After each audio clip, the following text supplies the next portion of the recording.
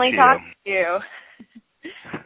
Okay, is that exactly how you pronounce your last name? It is indeed Weibezahl. Okay, awesome. Good job on my part. All right, how are you today?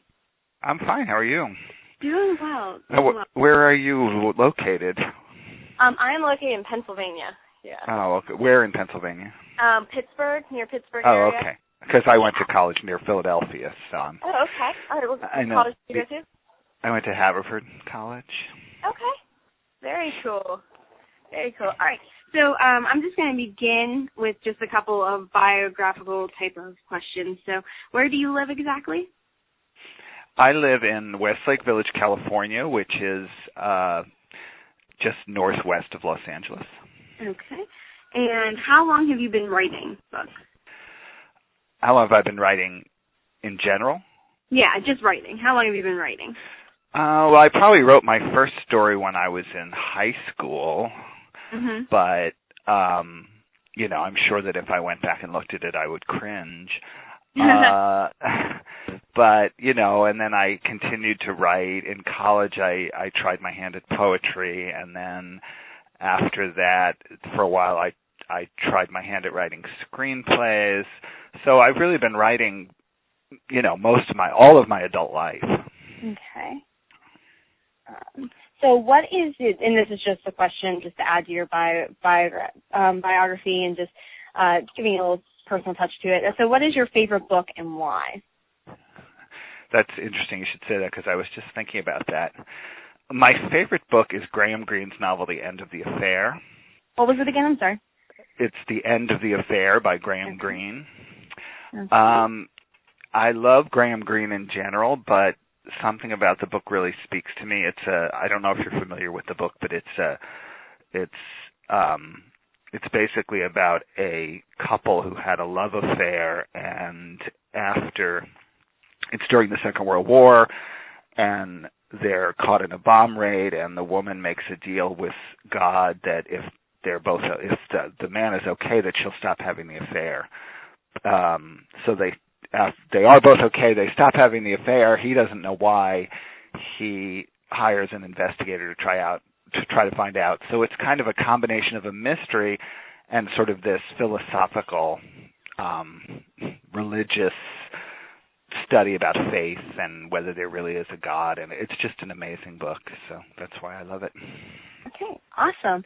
So this is my first question about actually the book. So tell me just a little bit about your book, more than what you can read from like a synopsis on like Amazon or anything like that, if possible. Okay, now when you say my book, are you talking about the story? Yeah. The short story. Yes. Yeah. The story. Yeah. The short story is called Objet d'Art, and it's basically set in the art world. It's I don't know if I'd call it a mystery per se. I guess it's a suspense story. And it's about a woman who is was married to an artist. Now she's married to another man, and the artist is killed, and her second husband is arrested for the murder. But we find I won't give away the ending, but we find out that that's not necessarily the case, and it's sort of a story about. Revenge isn't exactly the right word, but, one of the characters you find out sort of commits the crime because that character, is carrying sort of a sense that they want to prove that they can do something, I guess, that people don't believe they could do. They're kind of frustrated in their own world, so they sort of manipulate this crime. That's sort of what it's about. I mean, it's only a story. It's only 10 pages long or 12 pages long, so there's not that much going on in it. Okay. So why did you choose the section that you did to record for the bad actors? Why did you choose that section?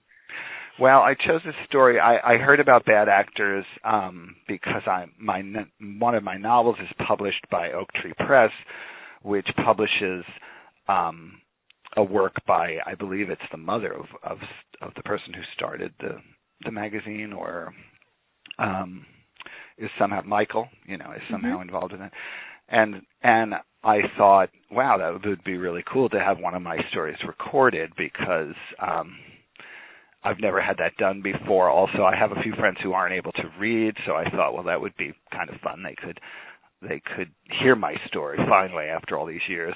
So I started thinking about the stories I had written, and this one just seemed to suit the idea of somebody reading it out loud, because it's suspenseful and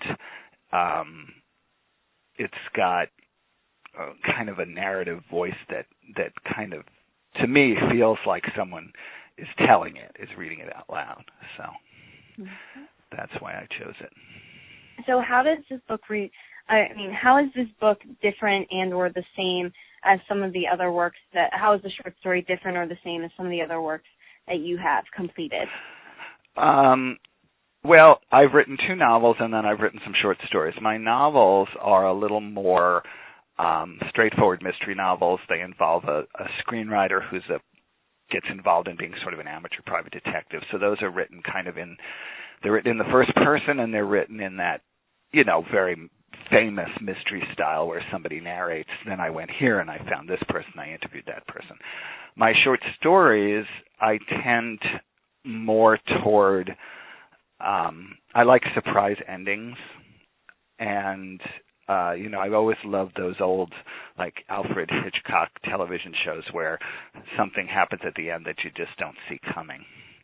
So that's the way this story, I hope that's the way this story is, and it's also sort of the way my other short stories are. So when I write short stories, I think I tend to write more toward that kind of moment of surprise, and that's the way that it's similar to that. It might be a little different than some of my other stories because the protagonist is a woman, and most of my other stories, I guess because I'm a man, in most of my other stories, the protagonist is a man. So that's one way that it's different. Interesting.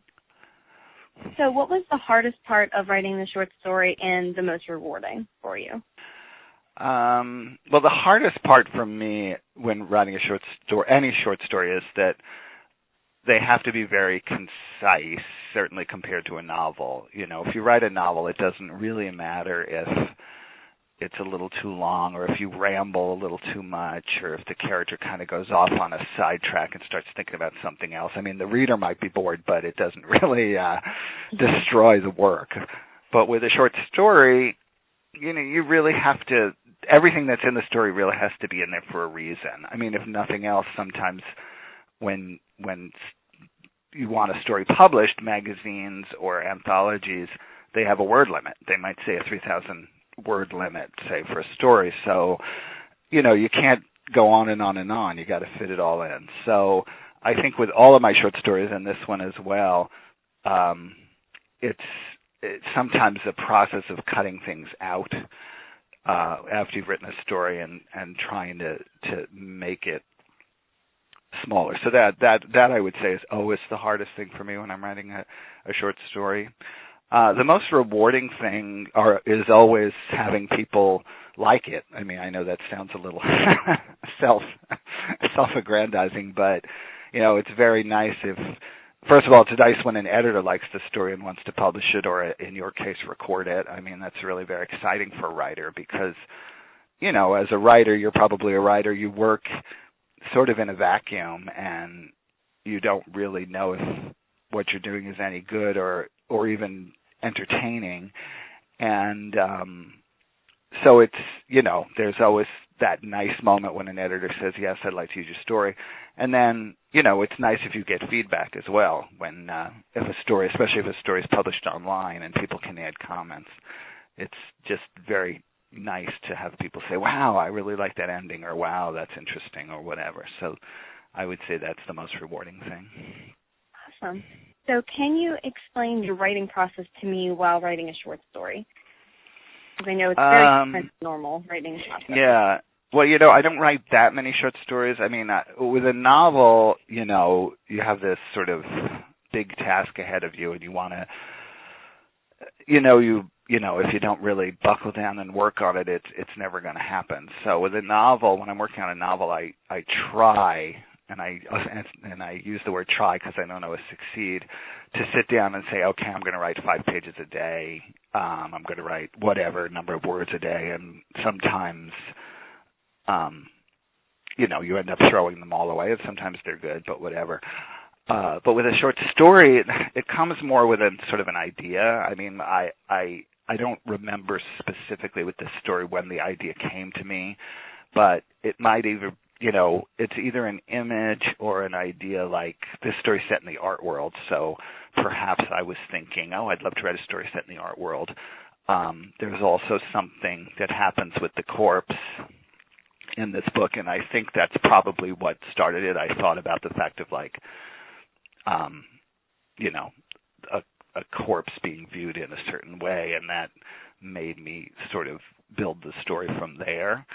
So I would say with my stories, I usually have kind of an idea or a flash or an image, and then I build the story from there. I mean, those have been my most successful stories. There's been times when I've tried to write a story based on, I shouldn't say specifications, but, I might hear like there's an anthology coming out about a certain topic, like, Los Angeles, where I live, or something.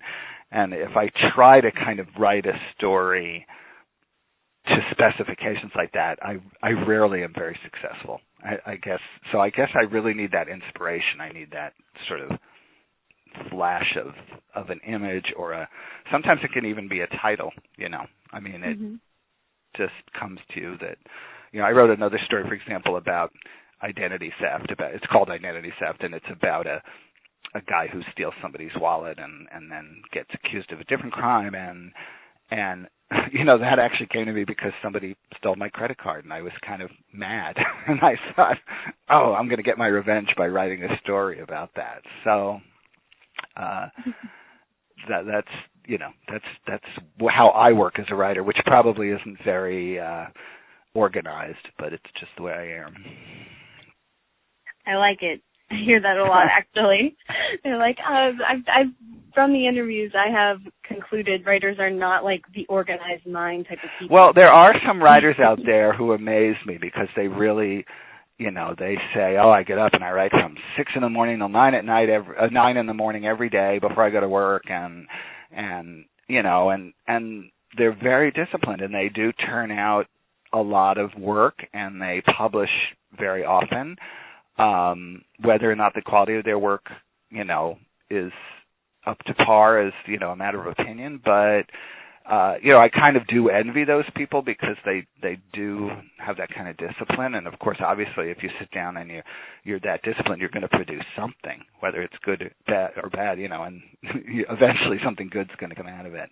But I'm more of an inspiration writer, which is, I don't know. Not as that makes me less productive, I guess, or less prolific. Great. Thank you very much for taking this time and finally being able to talk to one another. I really appreciate it. Is there anything else that you would like to say or add? No, just thanks, and it's great that you guys are doing this. I mean, I think storytelling is an age-old tradition, and I think people like to listen to stories as much as they like to read stories. So I think it's great to have this opportunity, and it's so easy for people to access on their computers. So I think it's great. And thank you for talking to me, Mr. Weibezahl. I really appreciate you taking the time. Thank you. Have a great rest of your day.